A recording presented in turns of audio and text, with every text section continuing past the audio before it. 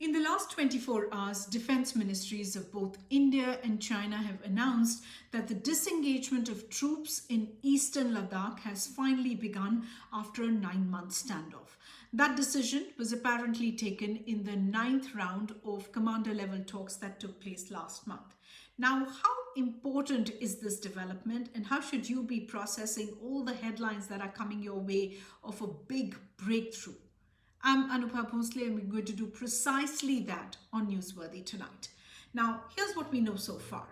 In a phased and coordinated manner, both countries are going to begin pulling back from northern and southern banks of Pangong Tso.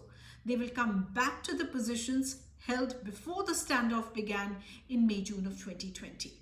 Defense Minister Rajnath Singh spoke of the terms of this deal in the Rajya Sabha today. He said any structures that had been built by both sides since April 2020 in both the north and the south bank sides will be removed.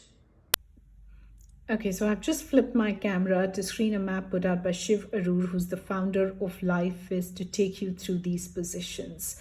Under the new disengagement plan, China will keep its troop presence to the east of Finger 8.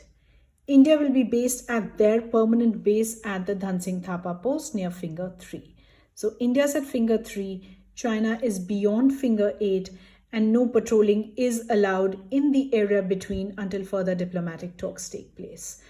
Just for perspective, before the standoff, what were the positions? Well, India used to patrol all the way to Finger 8, which is its perception of the line of actual control, but stay behind Finger 4. Remember, there's a difference between patrolling and positions.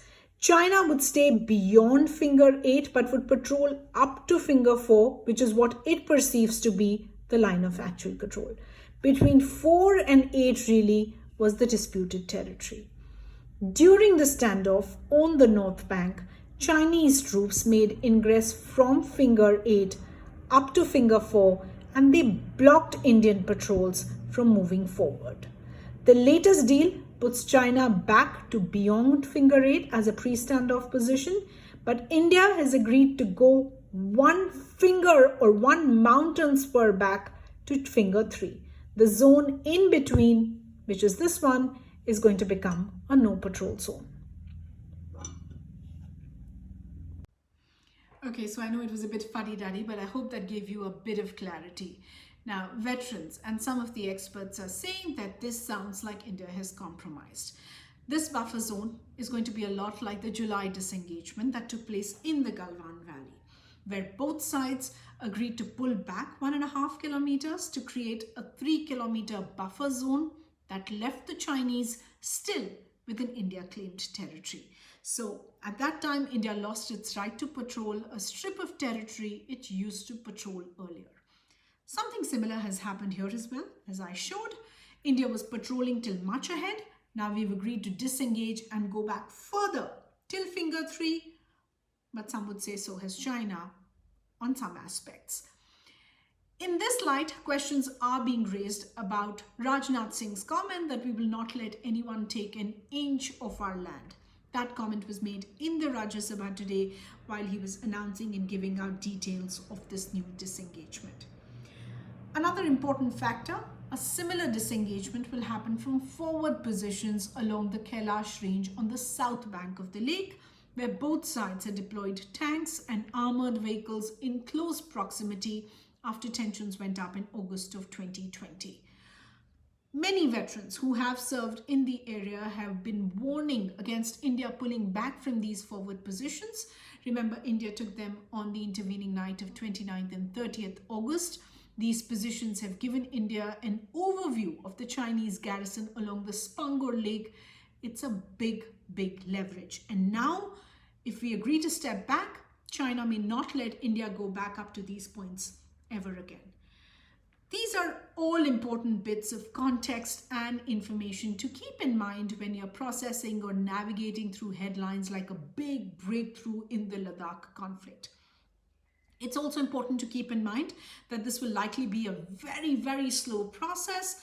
Armored vehicles are going to be withdrawn first, and at the moment, there is likely to be no pullback of troops.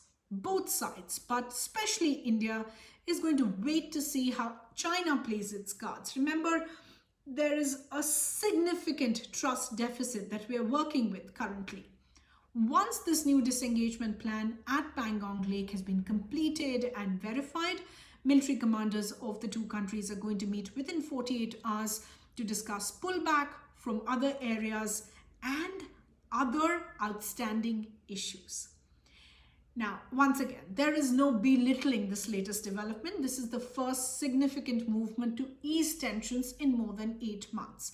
Disengagement in Galwan Valley, for instance, took place in early July 2020, but it simply did not progress into other areas despite efforts being made at highest levels. Also, the finger areas are considered the most difficult part of the standoff to untangle. So, if the two countries have truly found a compromise which they will live with, honestly abide by, then this is a step forward. But what's the caveat? Well, I have to note here that the finger areas may be the most difficult ones, but they're not the most important points of this conflict or of this standoff with China. The outstanding issues that the defense minister mentions are not a side note. There are other very crucial friction points where troops have been face to face since last year. Gogra Post and Hot Springs area near PP15, both of which are close to each other. Galwan Valley, which saw India lose lives, still hasn't seen a complete return to status quo ante. And the fourth one of the most sensitive areas that was neither mentioned by the defense minister nor of course by China in this new disengagement process are the Depsang Plains, which are close to India's strategic Daulat Beg Oldie base. It's near the Karakoram Pass, and it's in this region that China has been blocking India's troops from moving east to their patrolling limits. So, in conclusion, the main takeaway from this latest disengagement announcement is, yes, it's a step towards resolving this standoff, but by no means is it a giant leap. We knew we were in for the long haul a long time ago. Pallavi and myself will keep you updated on this. This is Newsworthy. If you've been watching, thank you for your time.